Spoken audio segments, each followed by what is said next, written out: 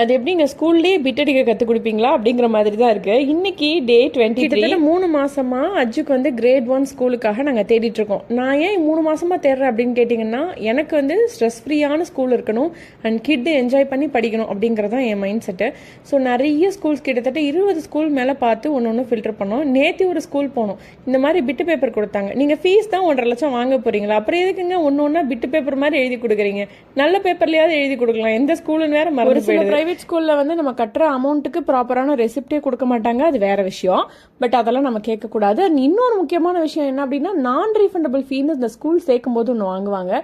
அது ஏன் எதுக்குலாம் தெரியாது, ஆனால் கட்டுங்க அப்படின்றவாங்க ரமணா படத்தில் வர மாதிரி. அண்ட் காலையில் ஃபுல்லாக ஸ்கூலுக்கு கலைஞ்சது, மதியம் வந்து செம்ம டயர்டு. பட் எனக்கு ஆஃபீஸ் ஒர்க் இருந்தது, ஃபுல் அண்ட் ஃபுல் உட்காந்து எடிட் பண்ணி முடிச்சுட்டு அப்புறம் நம்மளோட ஸ்டிக்கரில் கொஞ்சம் சேஞ்ச் பண்ண வேண்டியிருந்தது. ஸோ அதெல்லாம் போய் முடிச்சுட்டு அதுக்கப்புறம் மார்க்கெட் வந்தோம். மார்க்கெட்டில் ஒரு சில பொருட்கள்லாம் வாங்கிட்டு கிளம்பி வந்தாச்சு. நாளைக்கு மறுபடியும் மீட் பண்ணுறேன். மறக்காம ஐடி ஃபாலோ பண்ணிக்கோங்க. ஓகே, பாய்.